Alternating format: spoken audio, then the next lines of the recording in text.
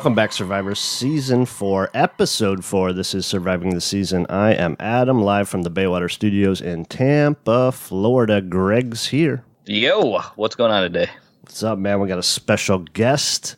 Doug Lesmerises is on the podcast. He is a writer for Cleveland.com. He is a co-host of the Buckeye Talk podcast. You can follow him at Doug Lesmerises on Twitter. Doug, thanks for coming on the podcast, man. Thanks for the invite, guys. I'm enjoying your 25 decisions transforming the Cleveland Browns column right now that you're doing. How much fun is putting together that? Yeah, I mean, it's interesting. It's sort of like reinforming me about the Browns as I write about it. And the reason I wanted to do it is because I do sort of want people to realize that although, you know, Baker Mayfield as the franchise quarterback is obviously the move that got this all started, I feel like the reason the Browns are set up to win right now is because they did a lot of things right and that they built a roster around Baker Mayfield so that when you draft a quarterback number one, you give him an opportunity to succeed right away. And I feel like that's where they are. Yes, they made mistakes along the way, but I think when you think about this roster on both sides of the ball, I think it's deep. I think it's complete. I don't think there are glaring holes. And that's because for the last 3 years or so, they've hit on draft picks. They've used the salary cap right. John Dorsey's made some really good trades, and you don't luck into this. This is a plan that I feel like has been executed, and I think it's worth revisiting, you know, before the draft, everything that really has gone right with the Browns over the past 2 or 3 off seasons. Yeah, I 100% agree with you. And I guess you could take this all the way back to 2016 when we were sitting there with the number 2 overall pick and Carson Wentz is on the board. And you look back at that and there's a large portion of the Browns fans that say you messed up there. But I think what your piece is going to probably show us here once you're done. I think, what number are you on right now, Doug? 22, 21? Yeah. Just about, I was working on like 19 and 18 today. That'll come out soon. But yeah, we're still in the 20s. Yeah, so what we're going to probably find out here is like the amount of pieces that trade alone gave to us and we were able to build and you know, the fact that we lost. I mean, something that you wrote a couple years ago, going back, you know, a while back in your writing, is the Browns just need to stop winning games here and so we can get some big time draft picks and start building this thing properly. And I think 100% that's what we've been doing. So where are you going to stand on that Carson Wentz trade? Are you going to is that going to be something that you're probably going to bring up, I imagine? Yeah, and actually, I mean, to let you guys know, I do sort of have it sort of divided up to the extent that I think it's important to note that, for instance, the trade down from 2 that year is different than the draft pick that you then make after you trade down, right? Like the decision to make the trade is one thing, just like, for instance, and this stuff is coming, the decision to take on the Brock Osweiler contract is one thing. The decision to use that second round pick on Nick Chubb is another thing. So when you think about that Carson Wentz trade down, I think, again, the thing that's important for Browns fans here, they were always going to get a quarterback, right? They were never going to get to the end of this rebuild and say, whoops, we forgot to get a quarterback. Carson Wentz is good, but Baker Mayfield is also good. There's more than one way to do this. So that's why I did push back sort of against the idea of that Carson Wentz move being a mistake, because I always said you have to wait until this is all done to see, is it really a mistake? And if you had Carson Wentz, you would not have Baker Mayfield. If you had Carson Wentz, you might not have Myles Garrett, because you might not have gotten the first pick in 2017. So I get it. I get the people who are frustrated by that move, that Carson Wentz could have been a Brown. But there are multiple paths to success, and you had to understand that in the moment, and I feel like a lot of people did not. But when you think about it now, I think it's worth revisiting all the things that had to happen with the trade downs, with the smart picks after the trade downs that got the Browns to this point. And I do not hear very many Browns fans arguing against where the Browns stand right now. Yeah, I 100% agree with you there. I mean, we're sitting better than ever. I mean, when Baker Mayfield brings up Super Bowl contenders and they feel that, and every team, he says, you know, he's being honest, every team should feel that. But you look at the roster and you think there's a legit chance, like this is a playoff team, and there's a legit chance this could be a Super Bowl team if everything comes together correctly. And you look back 4 years ago, you look at the roster, and you think there's no way. There's no way you can come that far in 4 years because there was just nothing. We had no foundational players, and now we're just loaded with foundational players. One of the other things you brought up was the Big Four. One of your last articles that you wrote. When Jarvis Landry is up there with Myles Garrett and Baker Mayfield and OBJ, and it's like there's 4 foundational players. That's not even. That's sort of even forgetting about Denzel Ward and now Olivier Vernon, and then you throw in Bitonio. I can't remember a Browns roster since we came back in '99 that is this complete, and I don't think it exists. I'm not even sure, going back to my early days in the '80s, that I recall if there was a roster then that was as complete as this roster now. How long you been covering the Browns for, Doug? Actually, not that long. I mean, I've done Ohio State football now. This will be my 15th season on Ohio State football, but really doing anything with the Browns probably goes back only to about 2016. So okay. Are you you're in Columbus? You're based in Columbus, right? I am. Yes, I live in Columbus. Oh, nice. Yeah. Nice. Yeah. So 100%. I mean, for sure, you haven't seen this kind of roster, No. and especially when you're going. I mean, you're going from the that's quite a bit different world from the Browns and the Buckeyes. You got roster like the Buckeyes that's just every single year in and out that they're just loaded, and then you come over to the Browns and you're just like, oh my gosh, what are we gonna do? Yeah. But it's there now. We're contenders. And that's the thing that again, the way people love to talk about that John Dorsey has come in and rebuilt this roster, and he gets a lot of credit for that, right? But yes. It's also like, well, of course, you don't get the way you get from 1-31 to a playoff team. It's not by the 1-31 players getting better. The 1-31 players stink. The 1-31 players were placeholders while you cleared salary cap space, while you acquired draft assets, while you lost with purpose to get higher draft picks. You had to run 53 dudes out there, but most of them weren't good, and everybody knew it. So it's like, yes, of course they've rebuilt the roster. Nobody assumed that those guys were going to stick around. A couple pieces here and there, but for instance, I just finished Christian Kirksey, I think, is next up on the list. I think he's going to drop Wednesday morning. I think there's a time like in 2016 maybe where you would have said that Christian Kirksey was maybe like, I don't know, the 3rd or 4th best player on the team, just off the top of my head. Exactly. I think Christian Kirksey right now is like the Browns' 18th best player. Yeah, and that could probably Christian Kirksey. That's about everybody else they've added.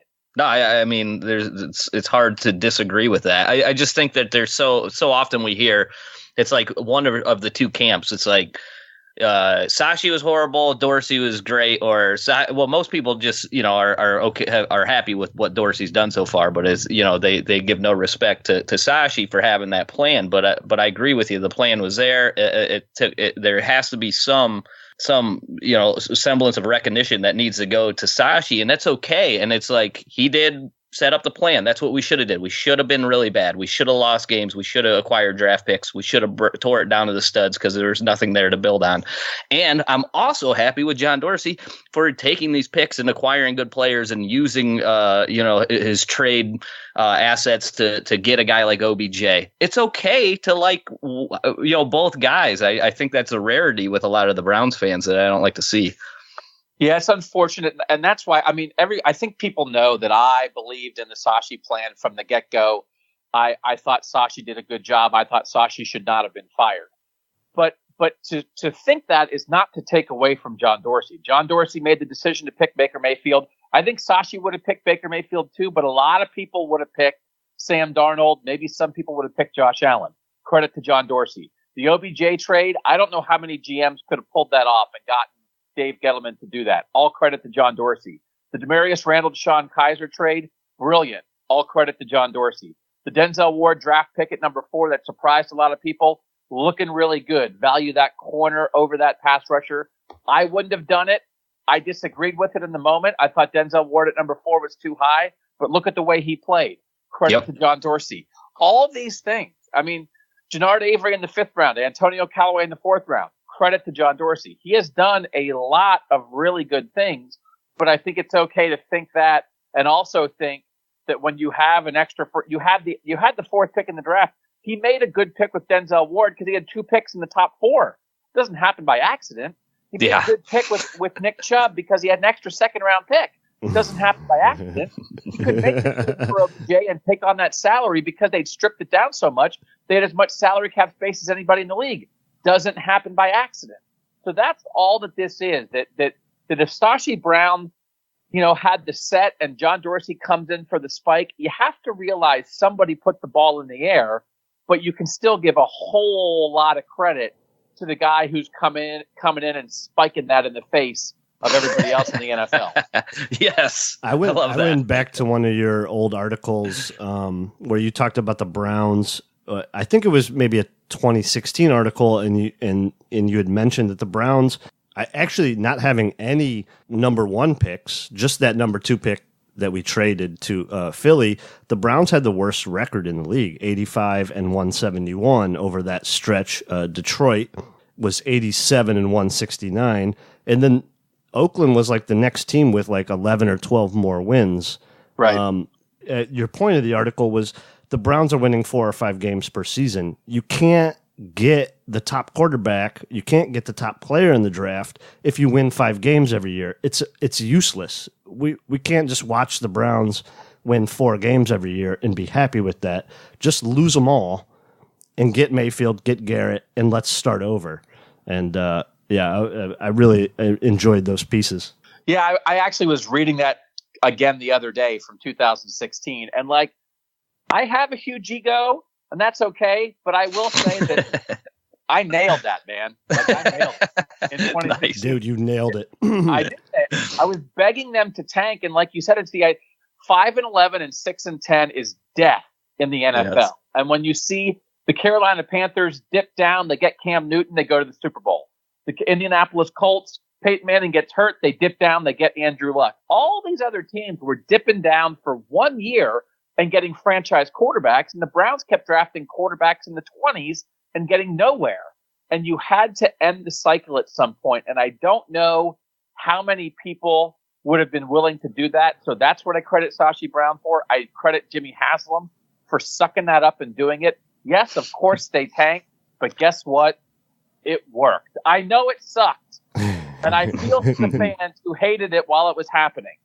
But if you had any belief and any idea about how the league really works, in the moment you should have realized this was the thing to do. And guess what? Nothing's guaranteed in the future, but that part of it, the tanking part, tanking worked for the Browns.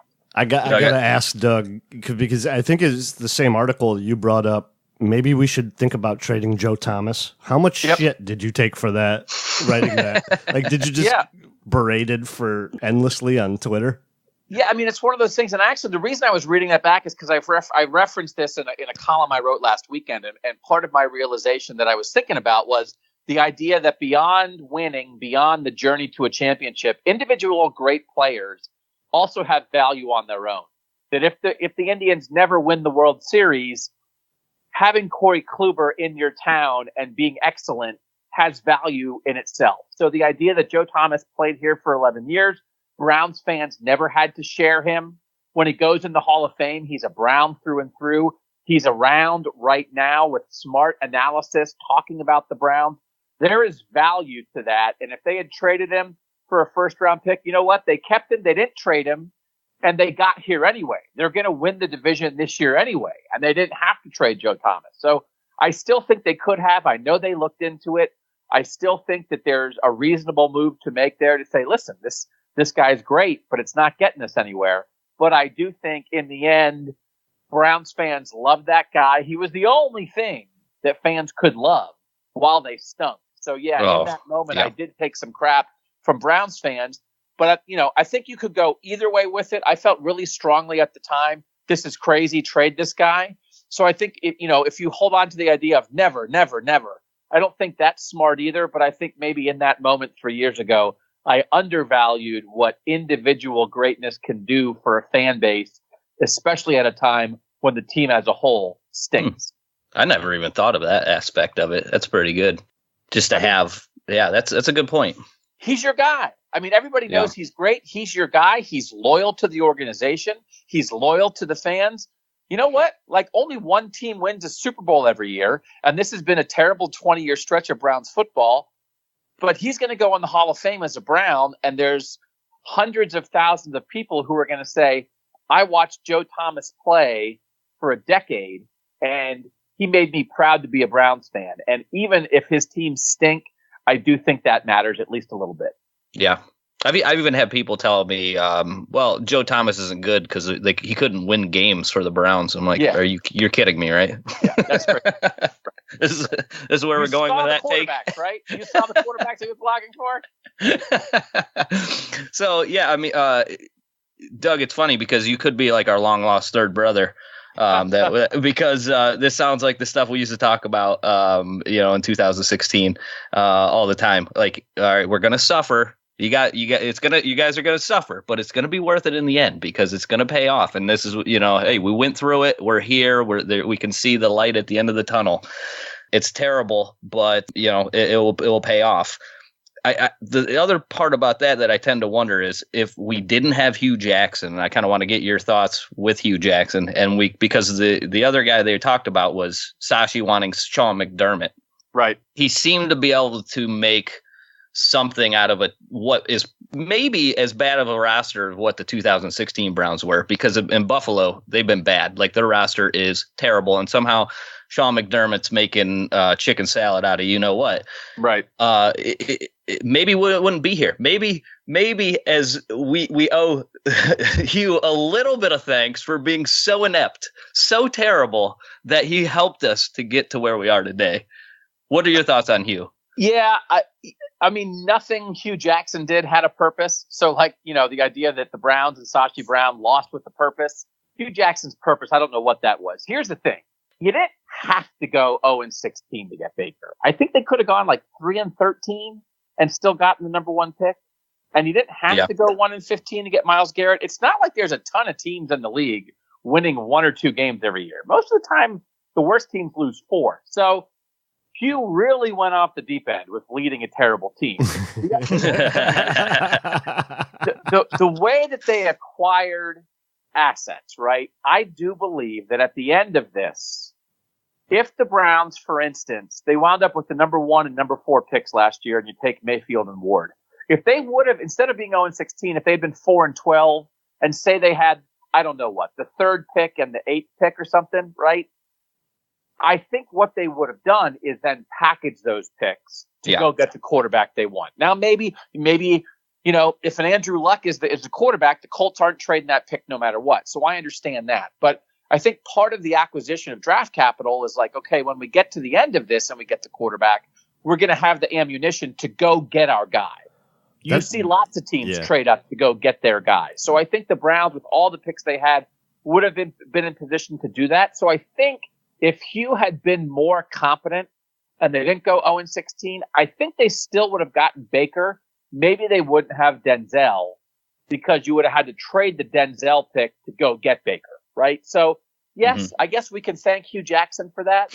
But as we're thinking about this series, the reason, and I ended up doing only player moves and not the hiring of coaches or front office guys on this list of things, because I wanted to keep it to players. And partly it's that, right? Because the Sashi thing, the hiring of Dorsey, the firing of Hugh Jackson, all that is very complicated. But I think in the end, whatever Hugh did was by accident. Sashi did stuff with a purpose. Dorsey has done stuff with a purpose, right?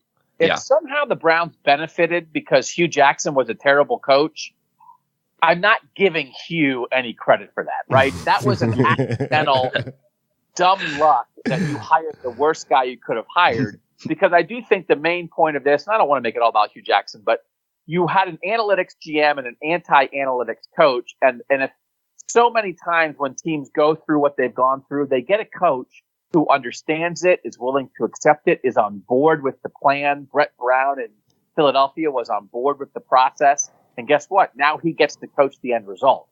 Hugh is not on board, and the thing that I wish we could have seen what would it have looked like if they hired Sashi Brown and a coach who would have worked together with the same plan. That if McDermott was more open to that, who knows what that could have meant, because you did not need to have the infighting that they had, and that's because they hired Hugh Jackson when Hugh did not believe in what the front office was doing. Kind of what I think about with Sashi too is, I can't remember who the writer was, but ESPN released sort of that inside look at the Browns, and Sashi was like, if you're Seth Wickersham. Yeah, Wickersham, yeah. If you're not on board, don't hire me. Like, I don't need this job. I think you have to have a GM like Dorsey wants to continue in the league. He wants to move from job to job to job. Sashi's cool with not being in the league. You needed that dude to literally sacrifice his future in the league because he doesn't care about it. Like, I think that's very important, where you're not going to get that with a, quote unquote football guy. Yeah, no, I agree. A quote unquote football guy is gonna say, we don't believe in that. Every game matters. I'll tell you, back when I was in high school, if my coach would have told me to not try to win a game, I would have, we get it, right? So you do have to be able to remove yourself from that way of thinking. And again, I just think some people would not have allowed themselves to say, we're going to suck it up for 2 years and stink. We're willing to accept this because we have a long-term plan. Because again, he's not here. Like, I think the plan worked. He's not here. Now, if he takes Michael Thomas instead of Corey Coleman in the first round in 2016, maybe he's still here, right? If he doesn't take DeShone Kizer, or if he doesn't create a quarterback room with no veterans, maybe he's still here. He did make mistakes that contributed to him losing his job. Some of that, I think, is part of the plan. I think that was the plan. Corey Coleman was a bad pick. Oh, yeah, right? No, I agree with you. Oh, yeah. I just think the quarterback thing, I'm not sure that they were too worried about it. The thing that I think gets lost a little bit, and I've talked to enough people about this, I think, to have an understanding of this. When the front office made the Osweiler move to take on that contract for $16 million and get the extra second-round pick that turned into Chubb, I thought Brock Osweiler stunk. I did not have a lot of interest in Brock Osweiler being around here. But I think the front office had some interest of saying, well, who's going to be the veteran in this room? I think the front office had some interest in saying, well, Brock Osweiler's been around. We're giving him $16 million no matter what. Maybe he could be the veteran in the room. And then I think Hugh did not have particular interest in that. And that's why you wound up in a situation where Brock Osweiler was never even on the roster here for an actual NFL game. Not that he's not Josh McCown, he's not Drew Stanton, he's not that veteran guy. Right. But I think the way it turned out with Kizer and Kessler and Hogan, at least if you had somebody in the room who'd been a starter in the league before, maybe that would have been a half step better. I don't know. But again, I didn't want them to play Osweiler. If you're going to draft Kizer, take a shot. And I said when they had Kizer, you guys probably said the same thing. By the end of Kizer's rookie season, you had to have a decision. He's either our guy or he's not our guy. The worst thing that could have happened would for DeShone Kizer to be a maybe. So they got to the end of 2017 and they said, not him. Yeah. And you'd rather have him stink than have him show enough flashes to make you think we're not going to take a quarterback because we think Kizer might be it. So at least they played him enough to come to the realization that he was not a guy you wanted to bank your future on. So speaking of the Osweiler, because he played down in Miami, I'm taking out of another of your columns. The last 7 years in Miami is proof that mediocre quarterback is only slightly better or maybe significantly worse than no quarterback at all. And Miami got rid of Tannehill, and they've recently signed a veteran that's not going to win any games. Do you feel like Miami's sort of doing the same thing that the Browns tried to do? Yeah, 100%. I mean, and that's not based on any inside information. It's just me reading what the people who cover the Dolphins are writing about. The Dolphins are in a tank. And now some people say, well, Fitzmagic might be too competent. If you really are trying to tank, would you bring in Ryan Fitzpatrick? But, I do think it's that idea of, man, that middling quarterback, that guy that through his rookie deal, the first 4 or 5 years, you're like, well, he's decent. He might be the guy. So then you sign him to the next contract, and now you don't want to give up on him right away. And all of a sudden, you're 7 or 8 years into a guy, and you've never been better than a 500 team at any point. I'd rather have Deshaun Kaiser. I'd rather get a no and move on. So I think it took me to think about, if you go back and look at stories before the draft, Ryan Tannehill was a guy that some people thought the Browns should look at in that draft, right? And what would they have gotten out of it? You don't know what he would have been like for sure on a different franchise, but in the end, they might have gotten a whole lot of mediocrity that really didn't lead them anywhere. So I do think at almost same thing happens in college football, but you get that guy who's just good enough to keep you from giving up on him. That is a dangerous, dangerous world to live in. Oh yeah, 100%. I mean, we're seeing that more and more. Like if you can't put up points, the thing that we talked about last week, it's like the difference from teams that put up points. Kansas City averaged 35 points per game. Okay, the lowest team in the league, Cardinals, 14.1 points per game this year. Like that's what it's about. And you look at the list, and you look at the list, top 8 teams in scoring. Every single one of them stud quarterback. Chiefs, Rams, Saints, Pats, Colts, Chargers, Seahawks, Steelers, right down in order. That's the top 8 teams. All Steelers weren't playoff teams, right? They missed it. Baltimore made it. Barely, right. Yeah. So they just barely missed it. So that's the one team you take out of there. If you don't have it, the bottom 8, Cardinals, Jags, Bills, Redskins, Raiders, Titans, Dolphins. Now, Titans made the playoffs this year, right? Or was that last year? Yeah, they made. I can't even remember. But at the end of the season. So at 7 out of 8 teams, don't even have an opportunity. And it just shows like it's about offense. This is all about offense right now in this league. Your defense, the separation of defense scoring is just so close, but the separation in offensive scoring is, that's 21 point differential from the Chiefs to the Cardinals. And it's all about quarterback. So, we've covered here a lot about the past. Let's get into a little bit more of Baker and the future here, what we're getting with the Browns. It's not, I don't think this isn't just all quarterback either. I think a lot of this has to do with Freddie Kitchens. We see Freddie Kitchens gets inserted in week 9, I believe, this year. And then we go, or 8 or 9, and we go from, one of the worst offenses in the league, or bottom to like the second rated Pro Football Focus from that point going forward. He's a big part of it. Doug, you wrote an amazing story about Freddie Kitchens. Everybody's got it. I believe that was on Cleveland.com. Get over there, read that story. It was excellent stuff. What are you seeing about Freddie that's just so different than what we were getting from like Todd Haley or from Hugh? So I think Freddie's ability as a play caller flashed, as you said, right away last year. So I don't know. I don't know that anybody would question that. I think the idea that Freddie Kitchens returned as the Browns play caller in 2019 made a lot of sense. I just thought it might have made more sense to hire, maybe a defensive coach, somebody else with a little more experience, and then have them keep Freddie as the play caller, right? So so it's like, what about the head coach part of it? I think we all believe that Freddie is going to put this offense in position to win and take advantage of these playmakers. But if you have questions about Freddie, it's about, well, he's never been a head coach. How's he going to handle Odell Beckham Jr. if things get a little sideways, right? How's he going to handle the Kareem Hunt situation? How's he going to handle if guys are upset because, there's only one football and it can't go all the way around? How's he going to handle if the defense is underperforming and he's got to jump on Steve Wilks and that defensive staff to raise their level? That's the stuff we don't know about him. All the stuff that comes with being the leader of a team. And so when I went to Alabama and went to Freddie's hometown and then went to Tuscaloosa and talked to people about Freddie Kitchens, that's what I became more certain about. That again, there's one thing to call plays. There's another thing to lead a team. And I asked Freddie at his intro news conference, why hadn't you even been a coordinator before? Mm-hmm. What had people not seen in you to say, let's move this guy up the ladder? And he said it in the news conference. And then from my reporting in Alabama, I believe it. It's just sort of, he's the kind of guy you overlook. He's the kind of guy you underestimate. But I think he's real, right? I think he's real. Yeah. Now here's the thing.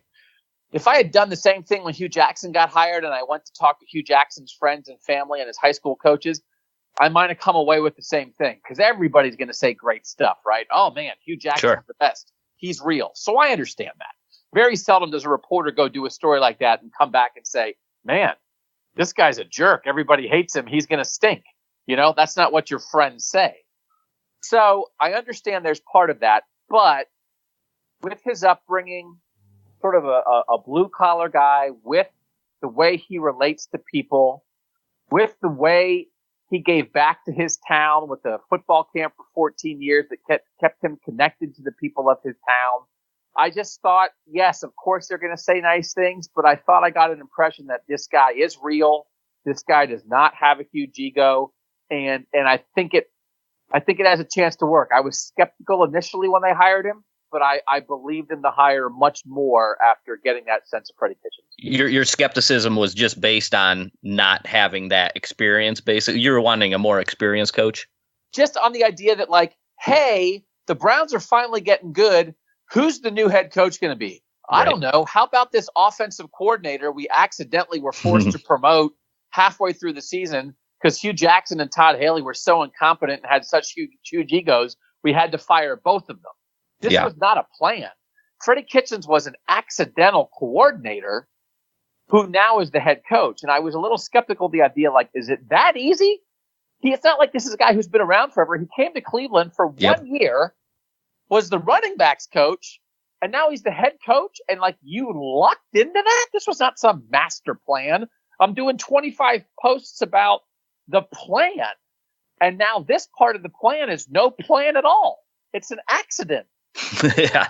Hey, sometimes you luck into it. I think that may be it, right? I mean, we've seen that kind of thing happen before, but I do believe in the idea that they didn't hand him the job, that they went out and looked at other people, right? That they didn't just promote him. They interviewed eight other people or whatever it was. So, would I have hired Brian Flores from the Patriots as a defensive head coach and then made Freddie the offensive coordinator? Yeah, maybe I would have. But I think this has a chance to work. I think it has a chance to really work. It's sort of dependent on the quarterback at this point to, like, get through this. I am a little bit worried because our expectations are so high for this team. It's not like Freddie's taking over the Cardinals last year where you could lose some games. He's taking over a team that's basically expected to win the AFC North, and that's not a joke. It's 2019. Cleveland Browns are expected to win the AFC North with a rookie head coach. And as you said, Steve Wilkes took over a team with no expectations last year and got fired anyway. So, Steve Wilkes was the head coach in Arizona, and now he's the defensive coordinator in Cleveland. So there's a risk with every head coach, right? And I agree with you, but I guess if you're a new head coach, would you rather take over a stinky team that's not supposed to win or take over a team with a lot of talent that has expectations? I'll have Baker Mayfield, please. And I do think the one thing is, and this was part of my reporting too, I do think that Baker and Freddie are cut from the same cloth in a lot of ways. I think if you got a head coach who was going to try to control Baker and have him not do the stuff that drives some people nuts, but I think is an important part of who he is, with the sideline gestures and getting in fights with Colin Cowherd on Twitter and all that stuff, maybe some coach would say, hey, knock that off. I don't think Freddie Kitchens is going to say that. I think Freddie Kitchens is going to let Baker be Baker. And so far, my interpretation of Baker is that's the way you get the best out of him, is to have his back, let Baker be Baker, and only worry about what all this other stuff you're doing. If that fires you up to go win games, fine. Let's go win games. So I understand what you're saying, and I think it makes a lot of sense to be apprehensive. You have a team with expectations and a first-time head coach, but I also think it's possible that by luck, all this pairing actually might be a really good fit. No, I agree with you there. I mean, we basically had the same hesitation, the same things that we were saying, where what if it goes bad early? How is he going to react? What if Baker gets hurt? Because really, that's what's going to come down to, health. I mean, a big portion of the NFL is about health, staying healthy.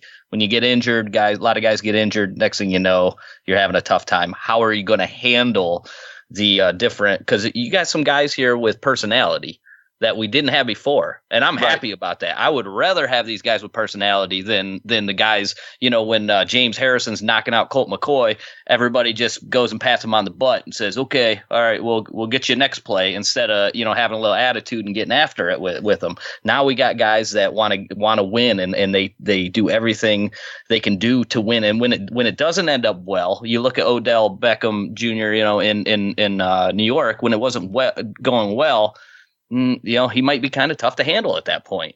And is Freddie going to be able to handle that?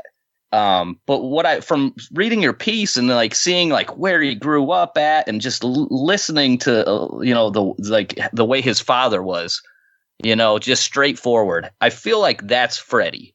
He's straightforward. He's just going to tell you how it is.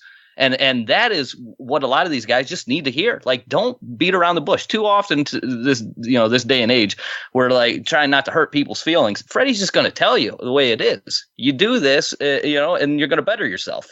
How do you want this to end? So I like that fit with Freddie.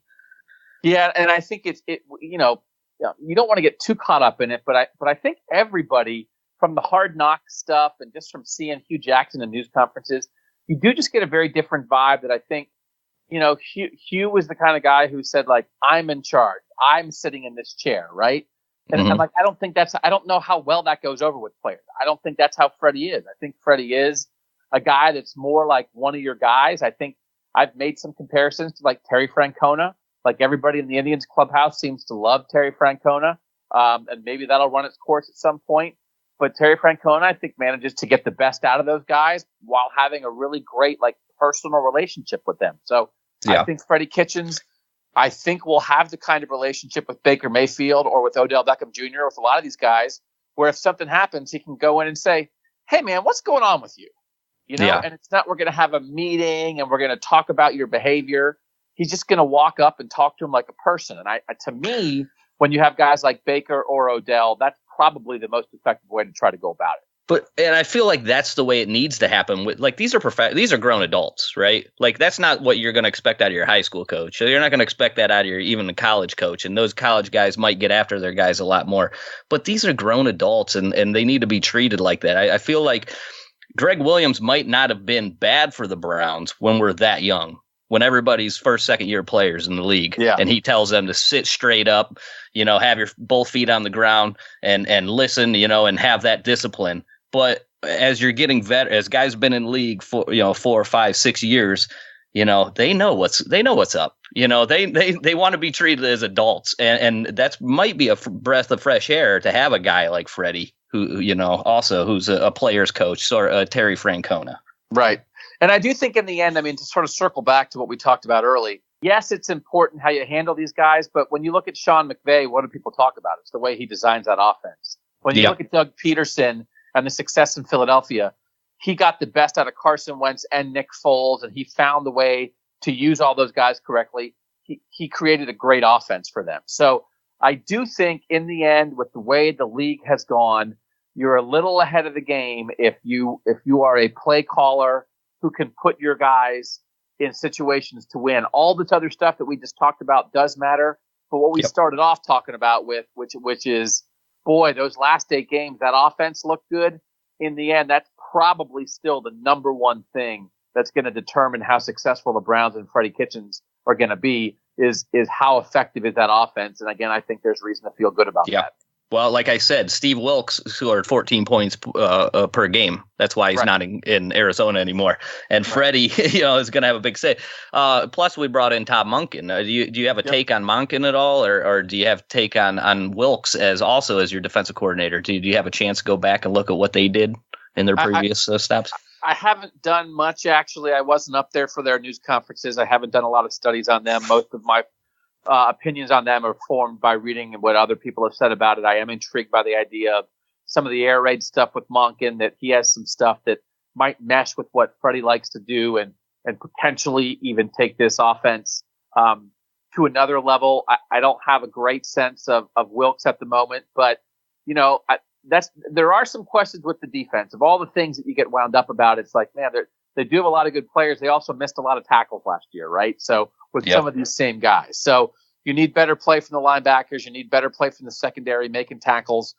You've got it with Sheldon Richardson and Olivier Vernon. You feel like you've obviously are complimenting Larry Ogunjobi and Myles Garrett on the defensive line, but they've got to see it, right? That I think when you look at the pieces of this defense, there's a lot to like. When you look at the production of this defense, I think there's a lot to question. But I also think, as much as Greg Williams, I think, did a good job righting the ship the second half of last year as the interim head coach, I'm not sure he did a great job as a defensive coordinator last year. So I think there is room with whatever Steve Wilks wants to do to be better in terms of the scheme and what they're asking those guys to do. I do think almost by default, the defense has to get better in that aspect. Sure. I think Greg Williams was also giving his son sort of an audition last year that might have not gone so great in that second half of the season to call the plays and whatnot. Right. And then what I'm hoping for Steve Wilks is he likes to be aggressive. Just be a little less aggressive than Greg Williams. That's all I ask. I don't need cover 0 when it's 3rd and 17 and we have 3 guys in coverage and you're blitzing the house. No reason for that. We don't need that anymore. So just be a little bit smarter is all I ask for.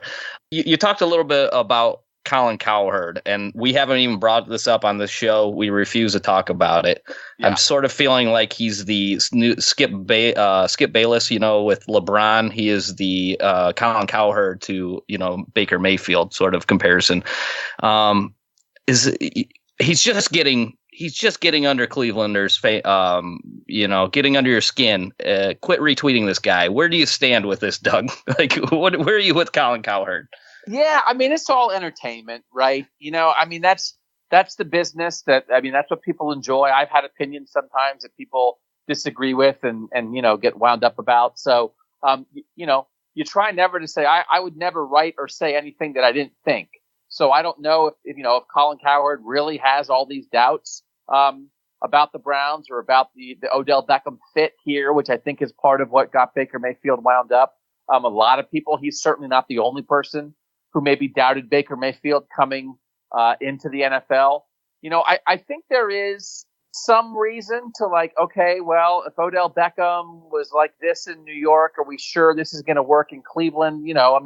I get having some doubts with that, but I just think there's a lot of pieces in place that the Jarvis Landry thing, obviously, if you watch that news conference, is real. If you know about that relationship, Adam Henry as his college coach, that's real. A competent quarterback who's going to get him the ball much better than Eli Manning did, that's real. I also think the personality match with Baker and Odell is going to work really well, and I think Freddie Kitchens is going to handle him better than Pat Shurmur or whatever. Who was the guy before him? Jim Bob, what's his face? Jim Bob Cooter? No. Who's the guy?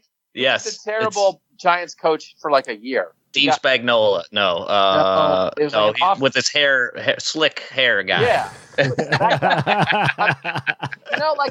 even I guess there were reasons. And it's one of those things. If you did legitimately think Odell Beckham was difficult in New York, and I think a lot of times a bunch of lame old people have a weird definition of what difficult is, when really it's just about people sort of expressing who they are and not bowing down to authority all the time. But even if he was difficult, it's he had a bunch of reasons to feel that way. And I think almost all of them have been removed in Cleveland. And if he wants a new deal, I bet the Browns will give him the money. They have the money to do it. So yeah. I sort of liked your metaphor with Eli Manning throwing pens at him. Yeah. And then Baker Mayfield throwing pens at him that are accurate. Yeah. Yeah, I'm glad you liked it. I think that makes one person who liked that analogy. But it is. Right? We all know that at work. When you work with someone that you feel is incompetent, it doesn't make it that fun to go to work every day. So that's just life. I think a lot of this stuff, it's great. All this stuff is fun. We're the three of us are sitting around talking about football for 45 minutes. It's fun. But a lot of this stuff is more like real life than we give it credit for. It's like, well, why did this person behave this way? It's like, okay, well, if this happened to you at your job, how would you behave? And it's like, oh yeah. So, I just think there's a lot of real life stuff that happened. And I think there are a lot of reasons for Odell Beckham to be happy in Cleveland. And so I'm going to operate under the assumption, at least for now, that he's going to be happy and that this is going to work, because I'm not sure what would lead you to believe it won't work. Yeah, we're talking about 23-year-old kids, 25-year-old kids. Like, it's a different, you know what I mean? Like, and millionaires too. So if he's winning, that's the difference. When he's winning, I don't think we have those problems. And you're on a winning team right now. I know what I was going to ask you about. Going into the draft, it's not as big this year. I mean, Adam and I, we did like an 8-hour draft show last year. It was ridiculous. Now we're going this year. We're not even that interested in it. I mean, I want to know what's going. You know, I want to add some good players here, but it's just not that important. When you look at the roster right now, Doug, what are you looking at? Just most important to you that the Browns need to address? Yeah, I think maybe they could take a linebacker. You know, I think maybe they could take another corner if the right guy is there. I'm curious, and I just finished the Greg Robinson piece for the top 25 list. I'm sort of curious about the left tackle idea. You know, if they feel like there's a fix, or do they feel like they need, if there's a left tackle there in the second round, let's pick 49 or whatever it is, would you go there right now? It's interesting how the Austin Corbett pick, which I certainly questioned in the moment and then questioned all of last year. When you're picking a guy at 33, that guy's supposed to help you win right away. And he drafted Austin Corbett and he didn't have a place to play. But then they trade Kevin Zeitler and they get something good for Kevin Zeitler. And now the Austin Corbett pick comes much more into focus, right? So would you take a left tackle at 49? Yes. And then play Greg Robinson this year? And you know what? If Greg Robinson's great, okay, now you have too many left tackles. What a great problem. But if Greg Robinson's not exactly the answer, then you're ready to move on from Greg Robinson next year. There aren't gaping holes, right? Not gaping holes. So I do think they have a chance to go best available, but I'm just curious to see where Dorsey thinks they might be ready to move on from some guys next year. Like, is this Christian Kirksey's last year as a Brown? Are they going to draft his replacement at linebacker now, play Kirksey this year, but next year they're saving money, right? Because that's the thing with this. As these young players come up and they're going to have to pay some of their young guys, they're going to need to save money at some of these other positions. So I think they're going to be drafting guys who can save them money at spots so that in a couple of years they can pay Myles Garrett and Baker Mayfield and pay Odell Beckham now and pay really the elite guys. But I don't know where they're going to go. And I just think it's possible, you know, best player available in every round might be the right answer. Well, here's the strange thing is that we're in that point where you have depth. Actually, you have good starters already in place, and which means your team's good enough to draft a guy, and he doesn't have to play. So you're looking at the guy for a year, the next year out. You're looking. Right. That's why Greg Robinson having a 1-year deal, perfect time to draft a tackle. If that's where you think you can, if you got good value at 49. Same thing with, like you said, Kirksey, perfect time to grab your linebacker because he doesn't have to go in right away. And it might take some little bit of getting used to for Browns fans because we're so used to having those guys in there right away. But the Steelers typically don't play their guys right away. They'll have a first round draft pick. He'll sit out, he'll play his first year as a rotational guy, but he's not going to be a starter unless they absolutely need him. Now they're getting to the point where they actually do have to play those guys, and we're getting to the point where we don't have to play our guys. So it's a good thing to see. But yeah, it's a little bit of a change where we're at. It's nice to have a little bit of depth for once. Yeah, and you know who thinks the draft is really boring? Patriots fans. So, this is a world that you want to live in. Yeah, definitely. That's right.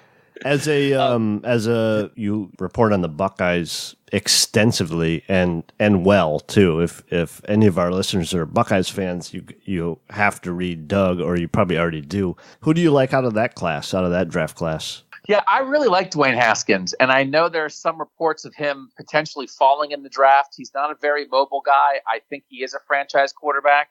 I think he's like Baker in the way that he's accurate with the ball and puts the ball in a spot where his playmakers have a chance to make plays. He's different than Baker in every other way. But I'm a little surprised. I did say, when he was coming out, and the NFL is clearly trending toward these quarterbacks who can throw but also can move, right? Carson Wentz is a good athlete. Patrick Mahomes is a good athlete. Baker is a guy who can get out of the pocket and move. Russell Wilson's a good athlete. That's not who Dwayne Haskins is. He's much more of a traditional, old-school drop-back passer. But I would believe in him as a franchise quarterback. And so I'm a little surprised that people, Mitch Trubisky's a good athlete. I'm a little surprised that people are souring on him a little bit.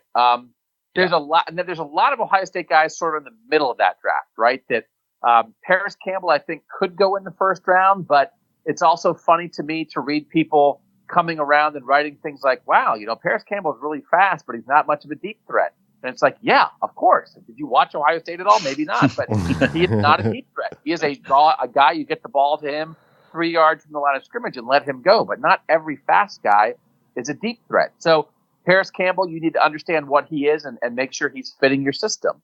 I think Draymond Jones is good, right? Defensive tackle, but he's not a great run stopper. He's a pass rusher. He's a long, lean defensive tackle. And a lot of teams want that to rush the passer now.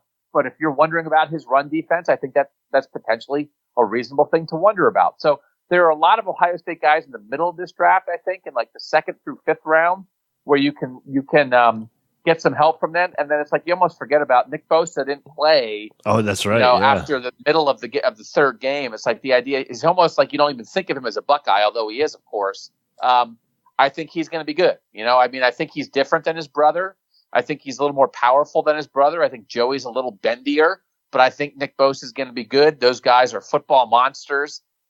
They eat, drink, and sleep football. They're really into it. They learned really good technique from Larry Johnson at Ohio State. They know how to use their hands. They know how to defeat blocks. They've been thinking like NFL players since they were in high school because their dad played in the NFL. Their uncle played in the NFL.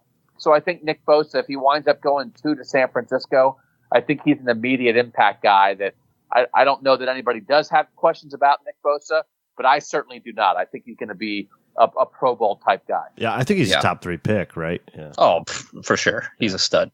Yeah. He's a stud. I agree with all that total analysis, like 100%. You're right on with what I have, too. The thing about Haskins is, the 1 year production. That's what I think a lot is something they go, he only has 1 year real production. And that's the one thing they look against. The thing about that is like he would have been ready to play in 2017, except they wouldn't bench JT Barrett. Right. Yeah. So like if you're not going to draft Dwayne Haskins because the guy ahead of him, who probably wasn't as good as Dwayne Haskins, was a 5th-year senior and great leader who set every Ohio State lifetime record. Like, is that Dwayne Haskins' fault? No. Even like when we look back at Mitch Trubisky, and Mitch Trubisky was a 1-year starter and went number 2, the guy that Mitch Trubisky didn't beat out at North Carolina didn't do anything, was not an NFL player. But he also was not an all-time great of North Carolina football. He was kind of just a guy, and Mitch Trubisky didn't beat him out. JT Barrett is not an NFL player, but if you understand Ohio State football, Urban Meyer was not going to bench JT Barrett for anything. Sure. So if that's your knock, I guess I get it, but I don't like Dwayne smart. He works his butt off. Yep. He understands NFL concepts. So and he threw 40 some touchdowns this 50. year? 50, okay. Yeah. so like I guess Bill Parcells says whatever, you got to start for 3 years in college. Like that's not the world anymore. And so I don't know. Does it mean that Dwayne Haskins should have gone back to Ohio State for 1 more year? I don't think that would have made sense. I don't think he would have done any better or learned any more or shown anything different than what he showed last season. So I think it's a unique situation with Dwayne Haskins of why he didn't play for 2 years. And I would not hold that against him in my evaluation. Yeah. How about Terry McLaurin on the other side of Paris Campbell? Yeah, so like he's one of the greatest guys that I've covered in 15 years. He is unbelievable. There has been a Terry McLaurin hype train rolling in the postseason that started at the Senior Bowl that I kind of don't get. And so there were even mentions here and there of like Terry McLaurin being a 1st-round pick. And he's good. He's fast. He is a deep ball guy. But I keep saying Michael Thomas went number 47 overall. If Terry McLaurin gets drafted ahead of where Michael Thomas got drafted, I do not understand football. And like that's the life of Terry McLaurin. But I'm wrong on a lot of stuff. I 100% what Michael Thomas has done in the NFL, which has basically become the best receiver in the league. I am 0% surprised by. Yeah. Everybody who drafted him and who drafted Corey Coleman and Josh Doxson and all these other receivers who went ahead of him, they were all wrong in the moment, and they're more wrong now. So to compare Michael Thomas and Terry McLaurin as draft prospects based on what I saw watching every snap of their careers at Ohio State is just not the same thing. So if you want to tell me Terry McLaurin's a great special teams player and a great guy and really fast and super smart, and you want to take him in the third round, okay. If you're trying to tell me all that stuff and tell me he's going to be like a first-round pick, which to me means he's a number one receiver in the NFL, that's where I get off. Agreed. Yep. It seems like they just, especially with the wide receiver position, it's just so weighted to athleticism, and so much of it is just getting open. Like you undervalue getting open, which is the most important thing, and catching the ball, and you overvalue how fast are you and in a straight line, which almost does not matter at all. And can you get off press coverage, that sort of thing? It doesn't make sense to me with that. Yeah, I wouldn't be sad though if Paris Campbell's on the team. No, you know who he is? What was the kid from Florida that had the issues in the NFL of like getting in fights with all this? He that's exactly who he reminds me of. Percy Harvin. Yeah, he's like the that's what he was for Ohio State. He was the Percy Harvin Ohio State this year.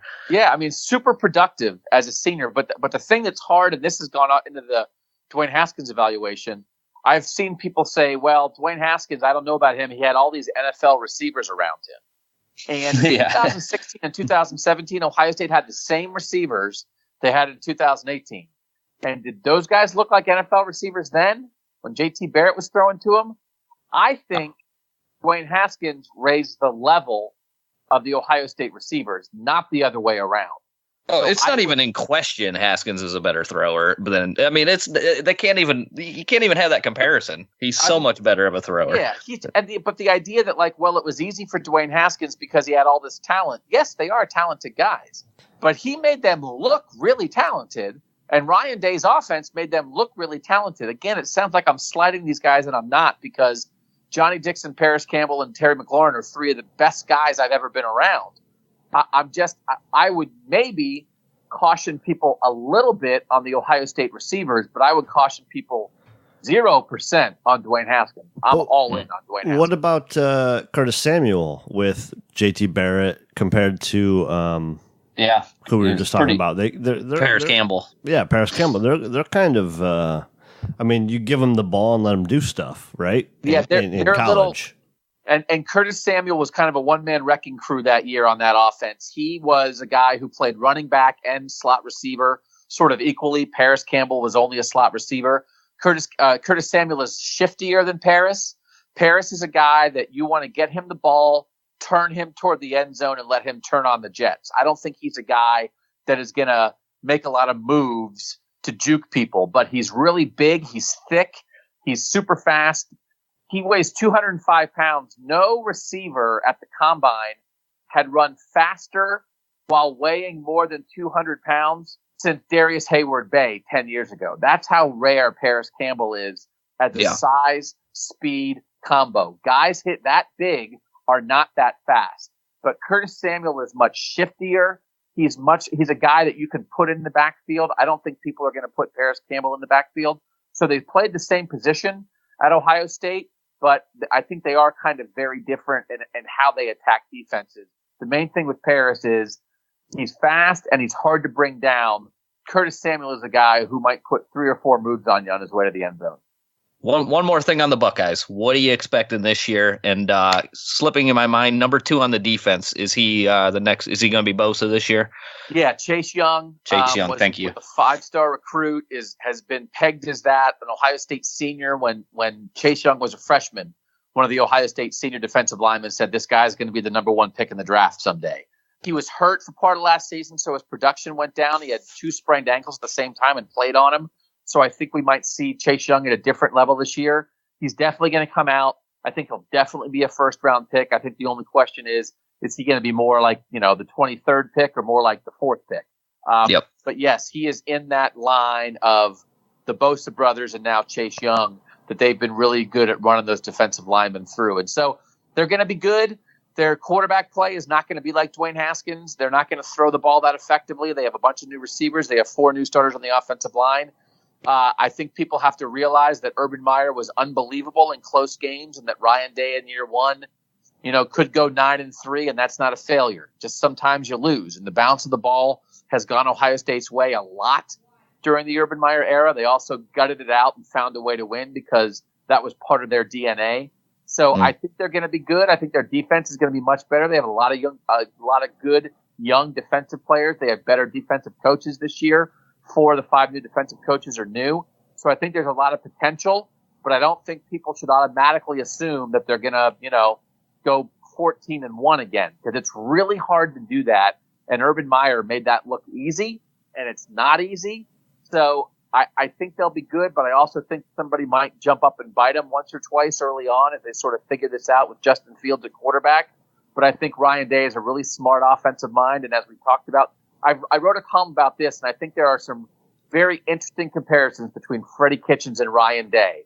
And that 3 years ago, Freddie Kitchens and Ryan Day were both quarterback coaches in the NFC West. Freddie Kitchens with the Arizona Cardinals, Ryan Day with the San Francisco 49ers. And now they have the 2 most important football jobs in the state of Ohio. As head coach. So, the Bengals are pissed that you just said that. Yeah, well, that Bengals coach, he's like 23 years old, right? So he'll get his chance. The next Sean McVay, you'll see. You'll see. But, so Freddie and Ryan Day, one's from New Hampshire, one's from Alabama. But other than that, I think they have a lot in common. So I think it'll be interesting to watch these offensive minds, these guys who got their job because of the way they call plays, try to grow into head coaching roles when we know there's more to being a head coach than just calling plays. So I think we're going to see Ryan Day and Freddie Kitchens on parallel paths. Could be really interesting this season.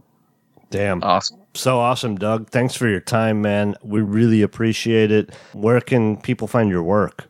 They can read me at cleveland.com. They can follow me on Twitter at Doug, LESMERISES. We have the Buckeye Talk podcast that you can find on iTunes and everywhere else. And then I have my Takes by the Lake podcast, which is on a momentary hiatus here while I get some of my equipment in order. But we talk usually Browns only on that podcast, so we'll get that rolling again. And then the other thing I want to mention is we have this new program that we're trying at cleveland.com where you can sign up for text messages from our beat writers for $4 a month. Browns fans can get that from Mary Kay Cabot. Ohio State fans can get that from me. You get 1 or 2 texts a day for 13 cents a day that goes straight into your phone.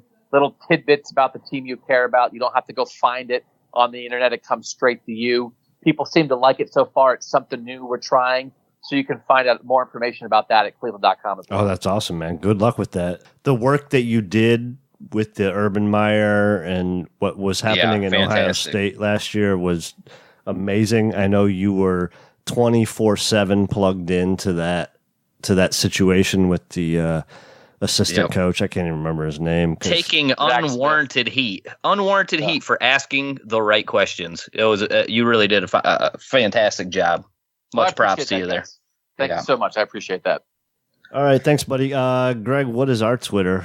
Our Twitter is at STS Podcast, and our email is survivingtheseason@gmail.com. Thank you, everybody, for listening, supporting the show. Follow Doug, you mother effers, and I don't know if we can swear when Doug's on the podcast, but yeah, we usually swear a lot, Doug. I freaking love to swear. I'm just playing around. Thank you, everybody. Our listeners are awesome. Follow them up for Buckeyes and Browns news.